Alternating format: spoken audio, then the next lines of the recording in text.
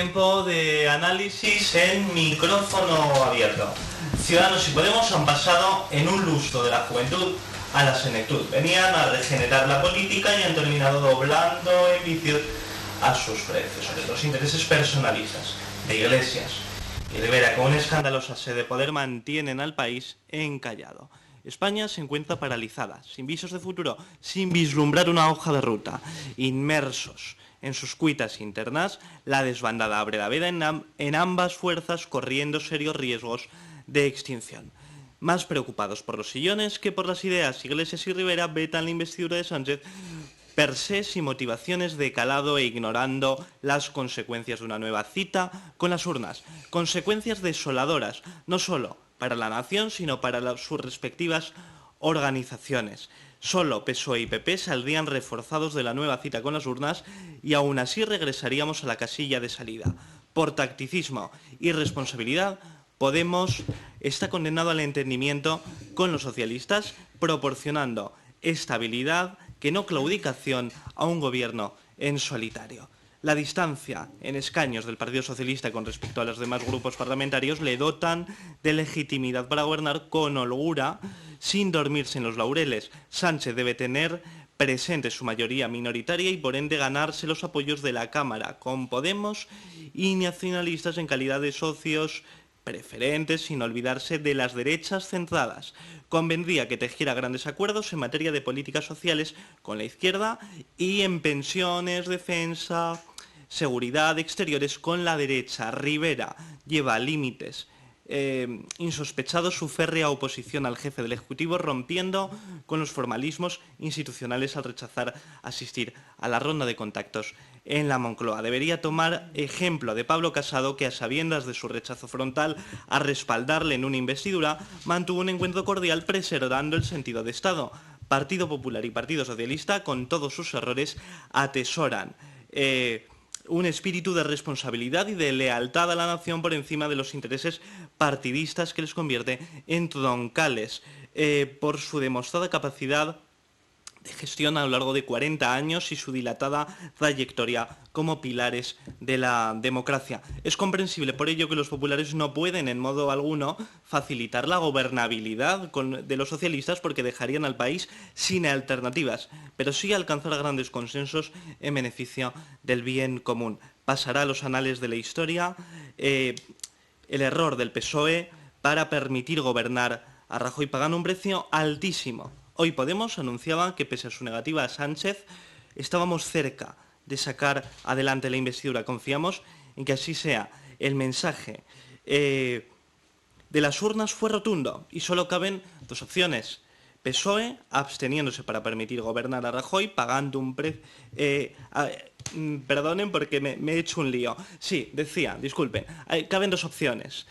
Una, gobierno del PSOE, o elecciones, de nuevo, elecciones anticipadas antes de acabar el año. Llevarnos de nuevo a votar sería una deslealtad al Estado imperdonable por parte de Podemos y Ciudadanos, que de momento solo han servido, fundamentalmente han servido para generar inestabilidad. Y ahora ya sí, tiempo de análisis. Bienvenido José Antonio Puyo, presidente de ECOS. Hola, muy buenas tardes. Sergio Ruperet. ¿Qué tal? Buenas noches. Habitual analista de micrófono abierto. Mira, nos preguntaba José Antonio, sí, antes de comenzar el programa, ¿qué significaba esta camiseta? Porque la llamamos Sergio.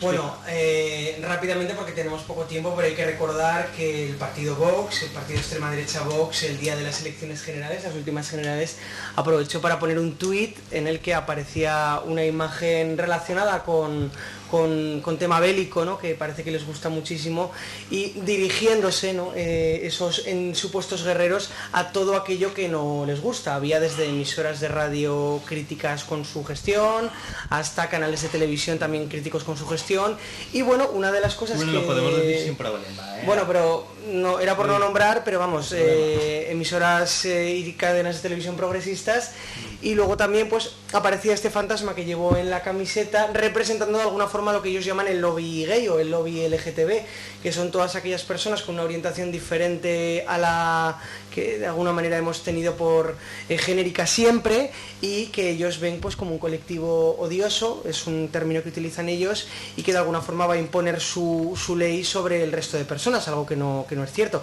Entonces, bueno, ese icono, ese logo que de alguna forma iba a ir dirigido, como digo, a criticar a estos colectivos y a estas personas, finalmente se ha convertido en un símbolo y en una referencia del mundo LGTB, y en este orgullo que a partir del viernes se celebrará en toda España. Aquí en Zaragoza también hay una concentración, y además el propio alcalde Jorge Azcón ha adelantado ya que habrá bandera en el ayuntamiento. Bueno, pues se ha convertido en un referente, ¿no?, de este orgullo. Entonces, en ese sentido, el colectivo ha ido rápido y ha convertido algo que estaba muy mal, ¿no?, y que era condenable, en algo que finalmente se les ha salido el tiro por la culata, ¿no? Entonces, nosotros lo que hacemos de alguna manera es homenajear este colectivo y homenajear a este movimiento, porque evidentemente yo al menos lo tengo clarísimo, no comparto, ¿no?, las ideas de los partidos extremistas, ya sean de izquierdas como sean de derechas, en este caso de derechas.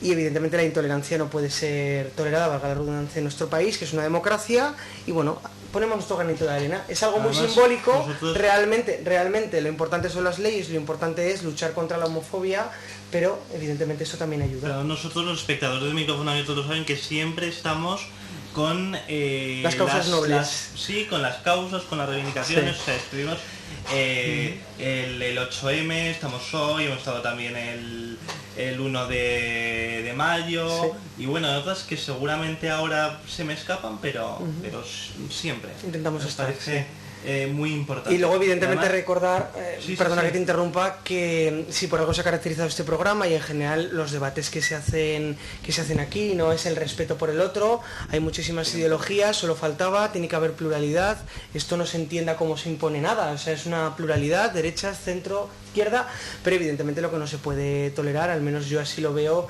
es que bueno, haya personas, en este caso desde las filas de Vox, que lo que hagan es directamente odiar a personas que no piensan como ellos.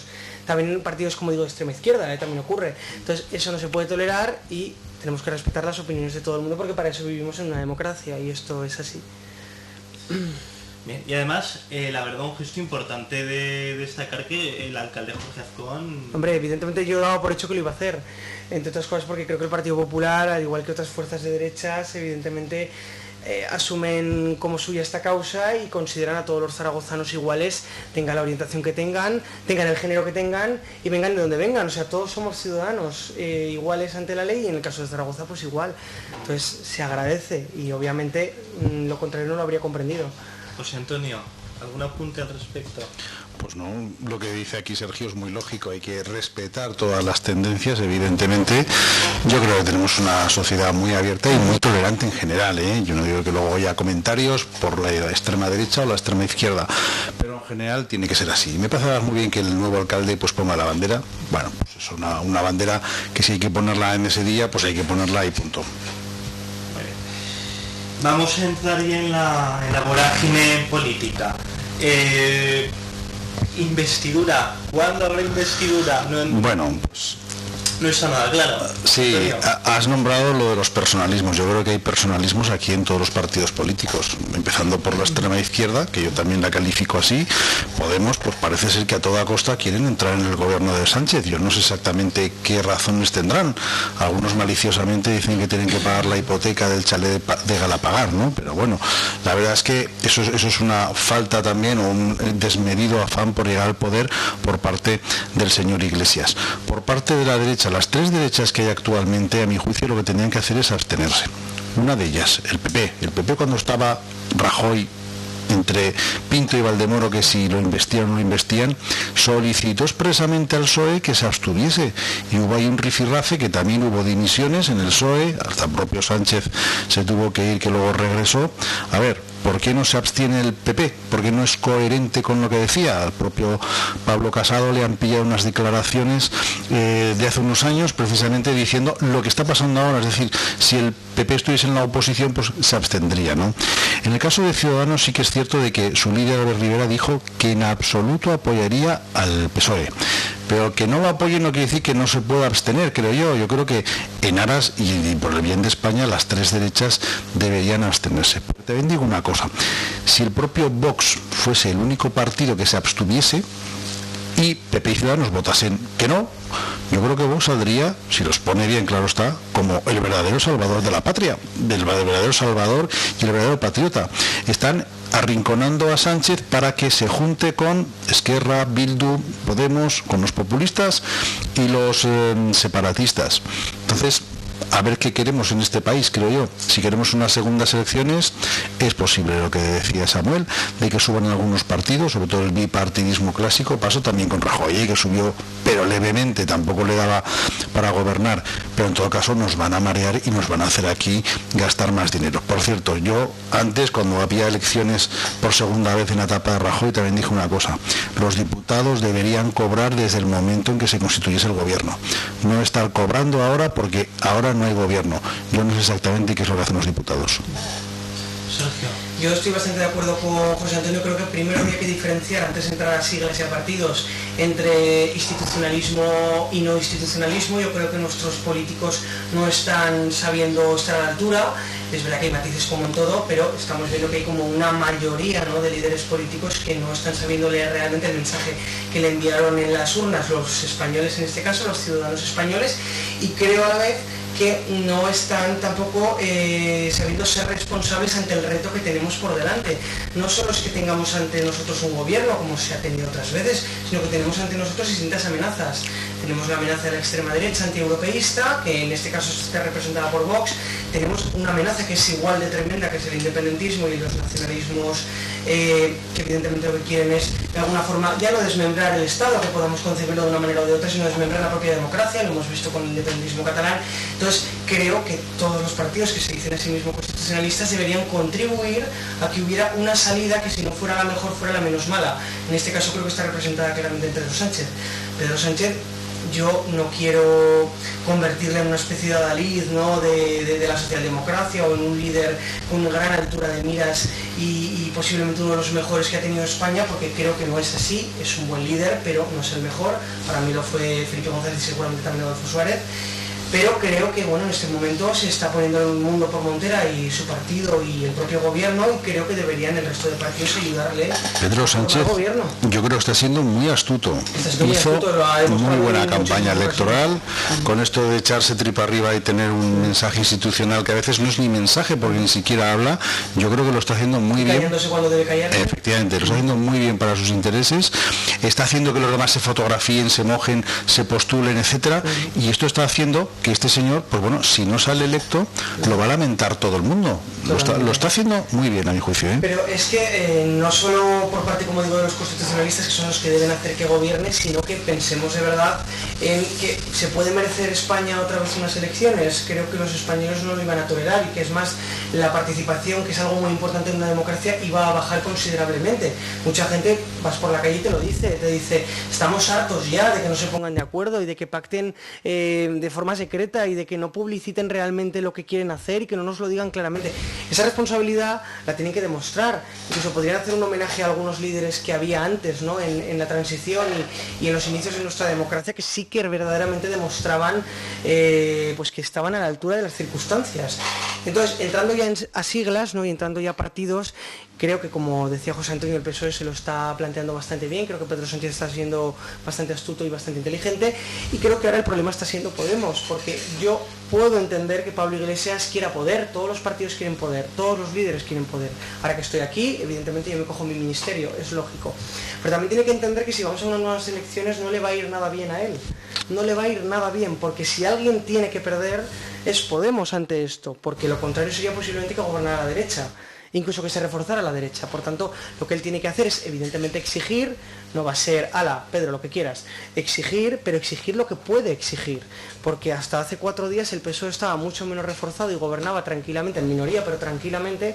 Ahora que se ha reforzado el PSOE, va a tener que hacer tantísimas concesiones cuando encima ha perdido votos Podemos. No tiene ningún sentido. O sea, Pablo Iglesias tiene que salir de esa burbuja en la que vive, que forma parte de su propio ego, como tantos líderes, y tiene que entender que tiene que facilitar la investidura, no a cualquier precio, pero tiene que facilitar la investidura. Sí.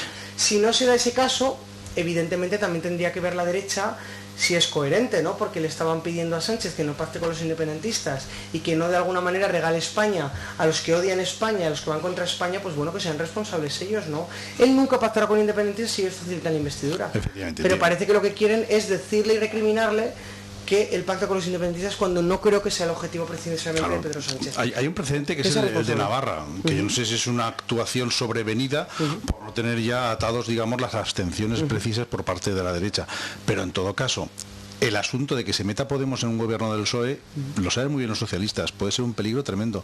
¿Cómo va a obedecer el presidente de un partido Podemos al presidente de otro partido? Esto, por ejemplo, Georges Marchais en Francia, cuando ganó Mitterrand, pues así lo dijo, yo no me meto en este gobierno porque al final voy a tener que estar gobernado por los socialistas. Y los comunistas de Marchais, pues no se pusieron ahí en el propio gobierno. Pero por otra parte también el señor Sánchez también tiene un ego y unas ganas de mantenerse en el poder tremendo, ¿eh? Sí, astuto, como he dicho, hace en la tiempo política, que no se veían, bueno, habría que retratar ese posicionamiento Aznar, que era uno de los egos más grandes, no cabían, ¿no? Es que ese ego no cabía, y esa megalomanía, pero es cierto que Sánchez es una persona que no solo se observa, sino que sus propias personas de confianza de alguna manera lo transmiten, ¿no? Que es una persona que tiene un ego muy grande y también que se ve, ¿no? Que lo ha ganado todo, entonces es mi momento, yo no voy a hablar con nadie, yo soy yo y yo voy a ganar. Entonces eso también tendría que rebajar un poquito el nivel de ego. De todas formas, no es por ser positivo, pero sí que creo que finalmente la sangre no va a llegar al río y va a haber gobierno. O sea, que hubiera elecciones sería una locura absoluta. No sé si porque Pablo Iglesias va de alguna manera al final a someterse un poco a los designios de los socialistas o porque finalmente la derecha va a entrar en razón, no lo sé. Pero desde luego no nos podemos permitir unas nuevas elecciones porque es que no somos conscientes todavía de lo que suponen, es que no lo somos. Bueno, es que es una degradación democrática desde mi punto de vista. Sí que es cierto que desde que ganó la moción de censura de Sánchez, yo creo que estamos siempre en unos gobiernos interinos. Sí, yo vivimos creo que, en una situación de cierta emergencia. La economía, la verdad es cuando estuvo el gobierno en funciones con Rajoy, creció más incluso que lo que crecía con un gobierno en funciones, ¿no? Lo mismo podemos hablar, por ejemplo, de Bélgica, que estuvo un año y pico sin gobierno y también creció bastante, ¿no? Porque al final el Estado funciona, es decir, los funcionarios, la administración va funcionando a su manera, pero va funcionando y eso también es una garantía para todos los españoles. Pero insisto, no podemos estar sin gobierno. Otras elecciones yo no las descarto, ¿eh? O sea, el tiempo lo dirá porque es muy aventurado no decir ser que positivo, sí o que pero no. en esta ocasión quiero serlo porque es la única esperanza que hay nos muchos queda. egos, hay muchos intereses contrapuestos, hay poca decisión para pactar unos con otros.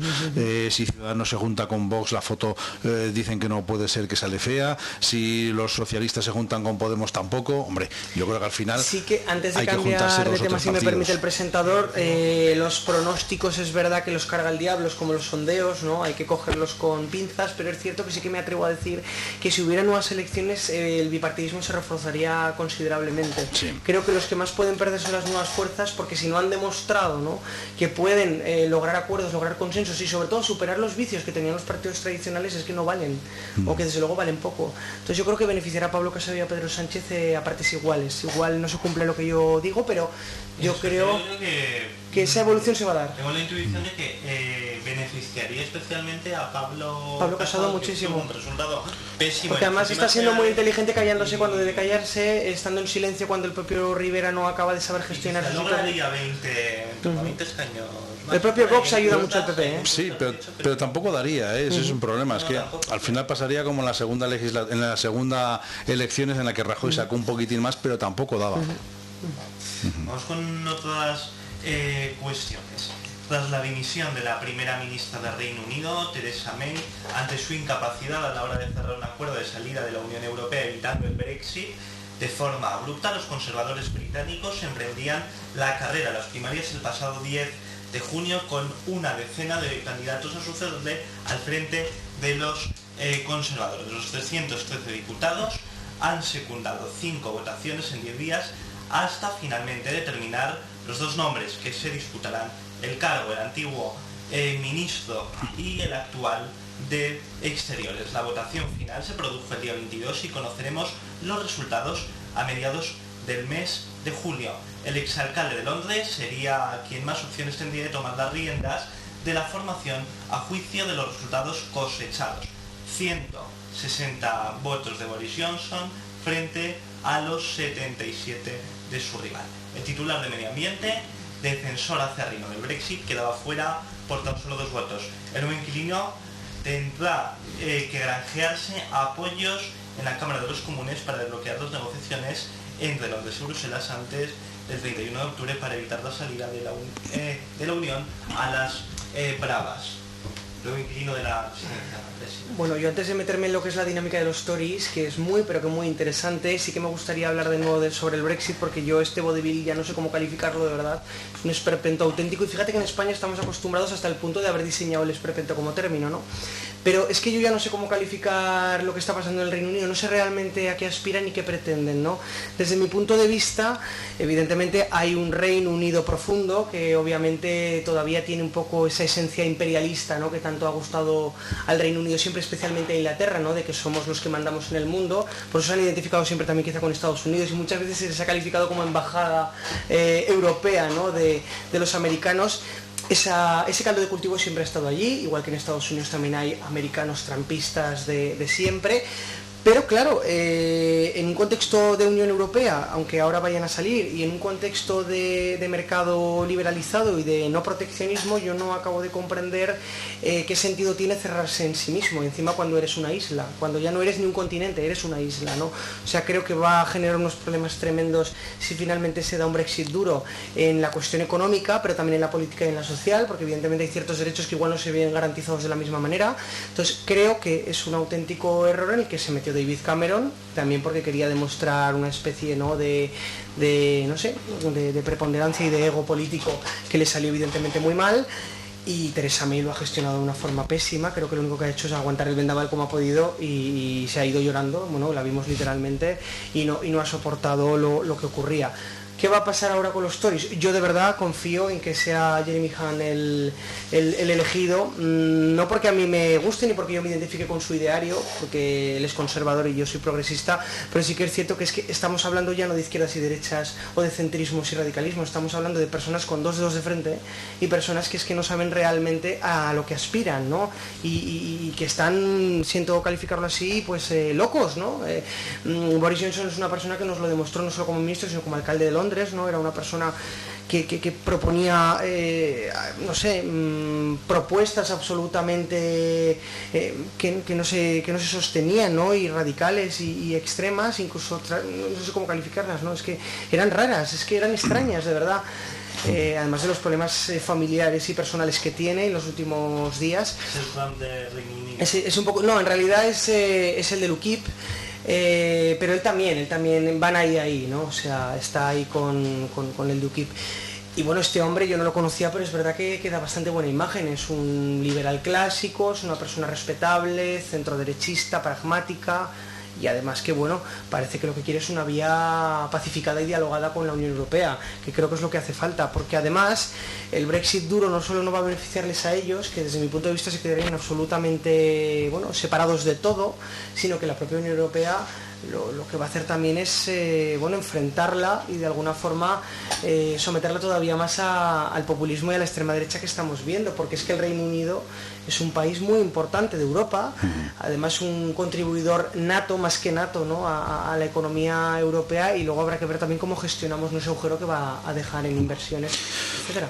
Hombre, vamos a ver, sí que ha sido hasta ahora un miembro de la Comunidad Europea, pero recordemos también que en la fundación de la Comunidad Europea no está entre los miembros fundadores.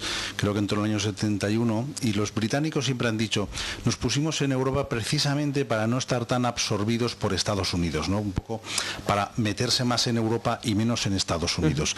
¿Qué es lo que está sucediendo ahora? Pues bueno, yo creo que el señor Cameron en su día, cuando puso un referéndum, añado, legal, democrático, legal era, eso es cierto. No ciertas payasadas en los antiguos reinos de Aragón que se han sucedido en tiempos pretéritos, ¿verdad? Pues bueno, yo creo que si la gente votó y votó que no, pues bueno, hay que respetarlo, ¿no? Yo creo que eso es una máxima. Yo no sé si la gente también es consciente cuando votamos, o somos conscientes cuando votamos, de lo que estamos votando, porque desde luego, saliendo de la Unión Europea, ambos pierden Gran Bretaña y pierde también la Comunidad Europea. No olvidemos que España, creo que tenemos nuestra primera fuente de turistas en los británicos, sí, que vienen aquí a España, y que además ya la caída de la libra pues ya nos está perjudicando porque tienen menos poder de compra cuando vienen aquí a España.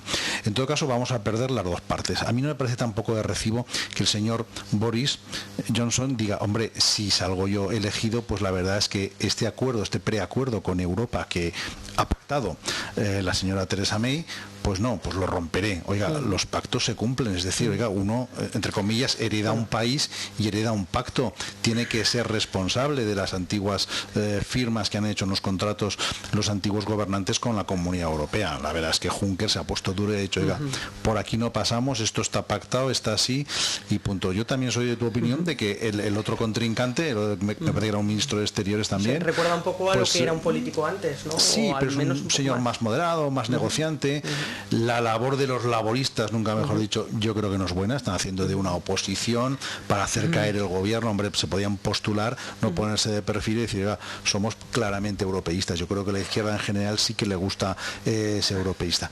Y luego también hay que sacar conclusiones, es decir, la Comunidad Europea, aquí yo creo que triunfan los burócratas, es decir, tenemos un gasto en burocracia, en Parlamento y demás, que la verdad es que son los verdaderos beneficiados. ¿Tenemos ventajas por estar en Europa? Hombre, algunas sí, porque la unión hace la fuerza, pero yo creo que aún podríamos tener muchas más ventajas sin gastar más, ¿no? Pues por ejemplo, una política exterior común, una política de defensa común, es decir, pues no hace falta que tengamos aquí 50 tanques, igual podemos tener 40 y aprovecharnos un poco de las fuerzas comunes de Europa y lo mismo podríamos hablar de embajadas y de otras cosas, ¿no? Y luego también hay fuerzas externas que están, yo creo que disgregando, son centrípetas, ¿verdad?, para que en Europa Gran Bretaña no esté aquí, ¿no? Estamos hablando de Estados Unidos, que es lo mismo que hablar de Trump. Yo creo que también Rusia está interesada en que no tengamos tanta fuerza aquí como europeos, todos conjuntamente. Sí, China, por su parte, ha hecho una alianza o cuasi alianza con los italianos. Sí, es una cosa muy curiosa. Que están siendo díscolos. Bueno, yo con China tengo la teoría de que como nos están comprando la deuda en España, y aquí pasa lo que pasa, y en Italia, que tienen más deuda que nosotros, pues al final, pues bueno, poderosos caballeros don dinero. Sí que me gustaría, por cerrar rápidamente, comentar que es cierto que el Reino Unido ha sido siempre un referente mundial, un referente global, y lo ha sido en democracia, y lo ha sido en economía, y lo ha sido en muchísimas esferas de la sociedad. Claro, yo lo que me pregunto ahora es, fuera de ese chauvinismo que es cierto que han tenido los británicos, igual no tanto como los franceses, pero han tenido los británicos de una forma bastante masiva.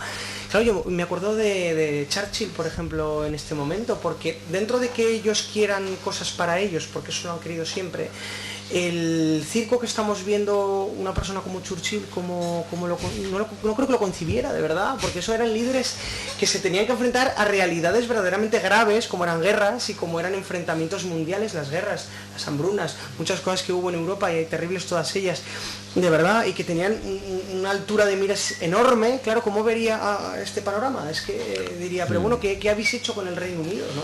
Sí, además Churchill, que perdió las elecciones después de la guerra, ¿no? Quiero decir que fue un gobernante de los buenos que ha tenido Gran Bretaña, y luego perdió las elecciones, pero yo creo que volvemos un poco a lo de antes, ¿no? Los grandes gobernantes que ha tenido Europa y España, por supuesto, y Gran Bretaña, la verdad es que no se están replicando ahora en estos momentos, es decir, desde... Pero claro, ¿dónde quedó ese Reino Unido liberal, no? Ese referente... Claro, pero John Mayor, Cameron, Theresa May... incluso la propia ahora, Thatcher, porque Thatcher era muy criticada, es cierto, porque Thatcher también tenía un carácter, era una persona muy de derechas, podemos decir que tenía ideas muy claras, era muy peculiar, sí, pero bueno. Pero era muy institucional y tenía una altura que si no, no habría llegado a donde llegó, y lo que vemos ahora, yo nunca pensaba que el Reino Unido fuera a caer tan bajo. Vamos con el último asunto, y estoy mucho más brevedad, casi a modo telegráfico. Estados Unidos incrementa la escalada de tensión con Irán imponiendo sanciones contra el ayatolá Khomeini, su equipo y 8 altos cargos de la Guardia Revolucionaria. El decreto firmado por el presidente Donald Trump congela los millones de dólares en activos. El secretario de Estado, Mike Pompeo, atribuye al líder supremo una fortuna de 95.000 millones de dólares depositados en un fondo de inversión. El presidente iraní, Hassan Rouhani, niega que la cúpula política de la República Islámica tenga bienes en el extranjero y acusa de desesperación y retraso mental a la Casa Blanca. Trump advierte con lanzar una respuesta militar contra Teherán si titubea con atacar a Washington. La retórica belicista rompe de manera permanente la vía diplomática entre los dos estados. Irán sostiene que a partir del próximo 6 de julio reducirá sus compromisos con el acuerdo nuclear si los firmantes europeos no evitan que Estados Unidos recule en la decisión adoptada hace un año de abandonar de modo unilateral el pacto, asfixiándoles económicamente. A juicio de la administración, Teherán habría estado aprovechando el pacto de no agresión para rearmarse y estar preparados ante posibles conflictos, tesis rechazadas por los expertos. A ello cabe sumar el sabotaje a 2 petroleros de procedencia japonesa y noruega en las aguas de Omán hace 2 semanas y de los que Estados Unidos asevera tener pruebas de que Irán estaría detrás. En fin, esto es lo que tenemos. José Antonio. Sí, bueno, yo creo que tradicionalmente Estados Unidos siempre ha puesto a lo mejor un dinero para tener ahí unas fuerzas armadas en el Golfo Pérsico, porque antes el petróleo era muy importante. Digo antes porque ahora es menos importante, sobre todo en Estados Unidos, por las reservas estratégicas que tiene y también por los nuevos métodos de destilación de energía a través del cracking, ¿no? Del fracking, perdón. Entonces, claro, ¿aquí qué sucede? Sucede también que Irán está pasando un momento económico muy malo y lo que quiere también es que suba el precio del petróleo, es decir, el precio del petróleo, el barril a 40 euros que estaba antes, ahora está a más de 60. La verdad es que está haciendo que muchas de estas repúblicas petroleras pues estén teniendo muchos más ingresos y por tanto sean mucho más potentes en lo que a la economía se refiere.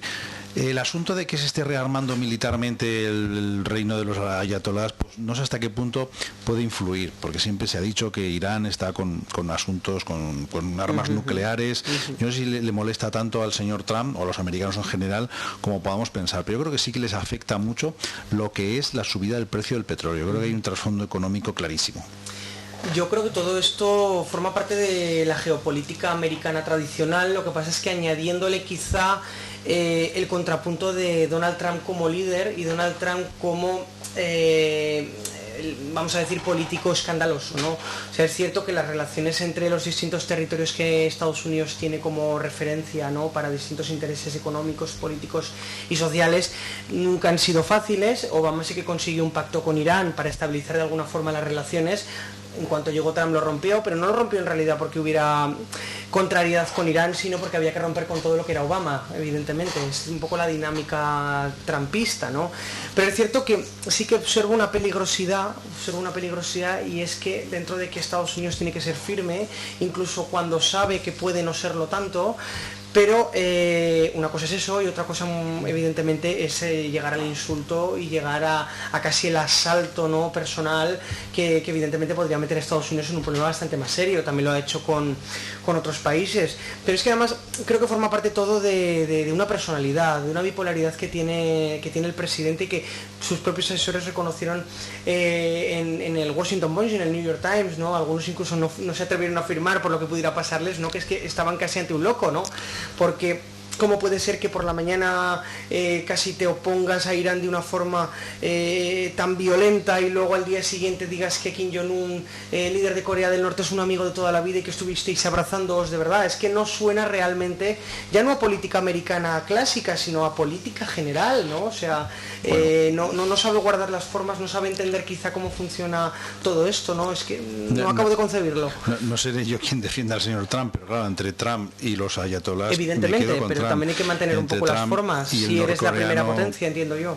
Kim Jong, yo me quedo con el señor Trump, ¿no? Lógicamente. Cuando los iraníes llaman retrasados mentales al personal de la Casa Blanca, yo creo que sí que están insultando. Sí que es cierto que el señor Trump no tiene ningún tipo de diplomacia verbal, ¿no? Que decir que si tiene que decir algo, lo dice. Trumpista. Si cambia de opinión, pues igual es que es un líder que se está dejando aconsejar, pienso yo, no lo sé.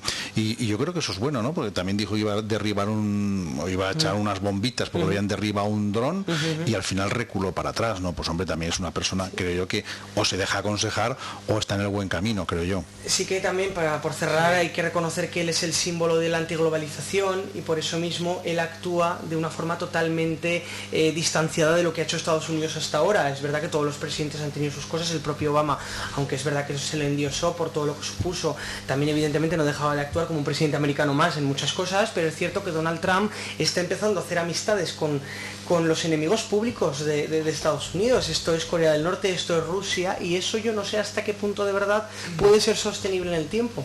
Por ahora parece que lo sabe manejar y que le viene bien y que lo mantiene, entre otras cosas porque los demócratas no saben por dónde les viene el aire. Esto es una realidad, ¿no? No tienen casi ni candidato. Pero es verdad que, no sé, yo como un americano ¿Tienen clásico... 25 candidatos? Claro, no, porque dice, cuando tienen candidatos que no seleccionan uno de ellos, ¿no? Claro, sí. Pero es verdad que yo no sé hasta qué punto un americano medio puede entender que Donald Trump se ponga de acuerdo con los enemigos públicos de Estados Unidos. Muchas gracias, Sergio Rupero, José Antonio. A vosotros. Gracias a ustedes por estar ahí. Les anuncio ya, os está viendo alguien hay alguien detrás de las cámaras que a partir de la semana que viene va a participar, se incorpora a nuestro equipo, a nuestro elenco de colaboradores. Segura, como nos gusta que sean nosotros, no les va a dejar indiferentes. Lo dicho, gracias por estar ahí, por favor no se vayan porque llega... ¿Puedo añadir una cosa? Gracias por no ver la 1 esta noche. Sí.